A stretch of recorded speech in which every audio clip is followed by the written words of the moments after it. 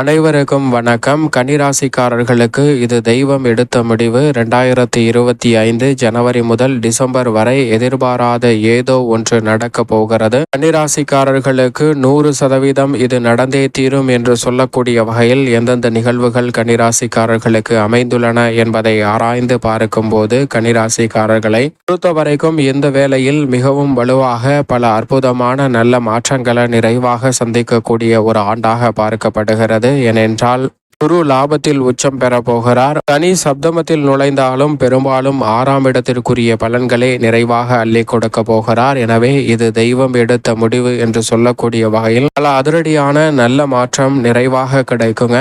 எதிர்பாராத ஏதோ ஒன்று நன்மை நிறைந்தவையாக அமைவதற்கான சாத்தியக்கூறுகளை நிச்சயம் உருவாக்கி கொடுக்கும். ஏனென்றால் ஜென்மத்தை விட்டு கேது விலகுகிறார். ஆனால் அதை விட சப்தமத்தில் இருந்து யோகஸ்தானமாகிய 6இல் அமர்கிறார் ராகு. என இப்படி பல அதிரடியான மாற்றங்கள் ஏற்படக்கூடிய இந்த வேளையில் எதிர்பார்ப்பதை காட்டிலும் 2025 பல அற்புதமான வாய்ப்புகள் நிச்சயம் நிறைவாக முன்னேற்றத்திற்கு வழிவகை செய்யக்கூடிய வாய்ப்புகளை உருவாக்கி கொடுக்க போகிறது. அதோடு மட்டுமல்லாது மார்ச் 29ஆம் தேதி அன்று மிக வலுவாக 6 கிரகநிலைகள் ஒரே இடத்தில் சஞ்சரிக்க போகின்றன. அதிலும் குறிப்பாக கன்னிராசிக்காரர்களுக்கு சப்தமஸ்தானம் என்று சொல்லக்கூடிய 7ஆம் இடத்தில் இணைந்து 6 கிரகநிலைகள் ஜென்மராசியை வலுப்படுத்த கூடிய தருணம் என்பது அமோகமான வளர்ச்சிக்கு வித்திடக்கூடிய அற்புதமான யோக வாய்ப்புகளை அள்ளி கொடுக்க போகிறது. எனவே மிக பெரிய அளவிலான அதிரடியான நல்ல வளர்ச்சியும் முன்னேற்றமும் நிறைந்த இனிமையான காலகட்டமாக அமைவதற்கான அற்புதமான யோக வாய்ப்புகள் நிறைவாக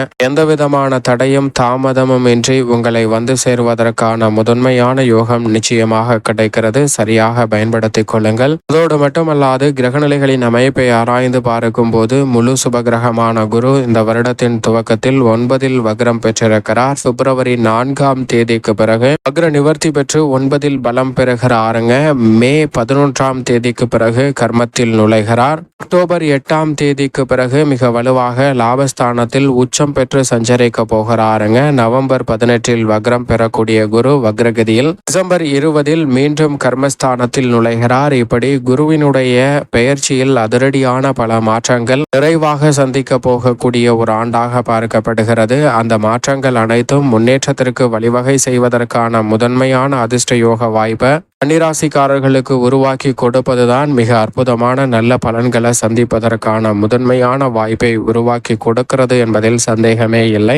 ஏனென்றால் குரு பகவான் இந்த வருடத்தின் துவக்கத்திலும் மத்தியிலும் இறுதியிலும் பல இடங்களில் மாறி சஞ்சரிக்கிறார். அப்படி சஞ்சரிக்கக்கூடிய இந்த தருணம் என்பது பல்வேறு இடங்களை தனது சுப பார்வையால் வலுப்படுத்துகிறாருங்க. துவக்கத்தில் மிக வலுவாக ஜென்மம் 3, 5 ஆகிய இடங்களை தனது சுப பார்வையால் வலுப்படுத்துகிறார். இதற்கு பிறகு மிக வலுவாக 2, 4, 6 ஆகிய இடங்களை பார்க்கிறாருங்க. உச்சம் பெறும்போது 3, 5, 7 ஆகிய இடங்களை தனது சுப பார்வையால் வலுப்படுத்துகிறார் குரு பகவான். எனவே அதிரடியான பல மாற்றங்களை நிறைவாக சந்திப்பதற்கான முதன்மையான அற்புதமான யோகம் நிச்சயமாக கன்னிராசிக்காரர்களுக்கு உண்டு. எனவே இந்த குருவினுடைய அமைப்பின் காரணமாக தனவரவு தாராளமாக இருக்கும். நினைத்தபடி தொழில் வளம் சிறக்கும் முன்னேற்றம் பெறக்கூடிய வகையில் தொழில் ரீதியாக பல பணிகளையும் செய்வதற்கான வாய்ப்பு உண்டு. புதிய தொழில் துவங்குதல், புதிய கிளைகளை விரிவுபடுத்துதல் மற்றும் புதிதாக பல ஒப்பந்ததாரர்களை இணைத்தல், கூட்டு தொழிலாக இருந்தாலும் தனி தொழிலாக இருந்தாலும் நல்ல முன்னேற்றத்தை பெறுவதற்கான வாய்ப்பு நிச்சயமாக உண்டு. ஊதிய உயர்வு, பதவி உயர்வு உள்ளிட்ட பல நல்ல வாய்ப்புகள் எந்தவிதமான தடையுமின்றி உங்களை தேடி தானாக வருவதற்கான நல்ல முதன்மையான யோகம் நிச்சயமாக கன்னிராசிக்காரர்களுக்கு உண்டு. அது மட்டுமல்லாது முதலீடு செய்யக்கூடிய வகையில் இந்த தருணத்தில் சொந்தமாக நிலம், வீட்டு மனை, வீடு போன்றவை வாங்குவதற்கான யோகம் வலுவாக கிடைக்கிறது. ஏற்கனவே வாங்கிய பொருட்களை அதிக விலைக்கு விற்று மீண்டும் முதலீடு செய்வதற்கான யோகமும் மிக சிறப்பாக அமைவதற்கான யோகம் நிச்சயமாக உங்களை தேடி வருகிறது. கொடுக்கல் வாங்கலில் திருப்திகரமான சூழல் நிலவக்கூடிய ஒரு தருணமாக பார்க்கப்படுகிறது. மற்றவர்களை எண்ணி கவலை கொள்ள வேண்டிய அவசியமே இல்லை. ஏனென்றால் உங்களுடைய வளர்ச்சி மற்றவர்களின் வளர்ச்சிக்கும் உறுதுணையாக அமைய போகிறது. பணி சார்ந்த விஷயங்கள் மிக அற்புதமான முன்னேற்ற வாய்ப்புகளை அள்ளி கொடுக்க போகிறது. இல்லத்தில் பல்வேறு வகையான சுப நிகழ்வுகள் உங்களை தேடி தானாகவே வரும். சொத்துக்கள் ரீதியான பிரச்சனை உள்ளிட்ட பல பிரச்சனைகள் இந்த தருணத்தில் பெருமளவுல விலகுவதற்கான யோகம் உண்டு. அது மட்டுமல்லாது சனி 6 தான் பெரும்பாலும் வலம் வரப்போகிறார். சப்தம சனி ஆரம்பித்தாலும் கூட பெரிய அளவுல பாதிப்பு ஏற்படாது. எனவே சனியின் அமைப்பு காரணமாக இந்த வருடத்தில் நிறைவான நன்மை நிச்சயமாக கன்னிராசிக்காரர்களுக்கு உண்டு. தொழில் மற்றும் உத்தியோகம் சார்ந்த பணிகளில் எதிர்பாராத ஏதோ ஒன்று உங்களுடைய வாழ்க்கையில் நன்மை நிறைந்தவையாக மாற்றிக் கொடுப்பதற்கான முதன்மையான யோகத்தை கன்னிராசிக்காரர்களுக்கு நிச்சயம் உருவாக்கி கொடுக்கிறது. இதைவிட மிகவும் வலுவாக ராகுவின் அமைப்பு அபரிவிதமான நன்மையை அள்ளி கொடுக்கக்கூடிய ஒரு அமைப்பாக பார்க்கப்படுகிறது. ஏனென்றால் ராகு ஏப்ரல் 26ஆம் தேதி முதல் சப்தமஸ்தானத்தில் இருந்து விலகி யோகஸ்தானமாகிய 6ஆம் இடத்தில் அமருகிறார். அதே வேளையில் விரயத்தில் அமருகிறார் கேது.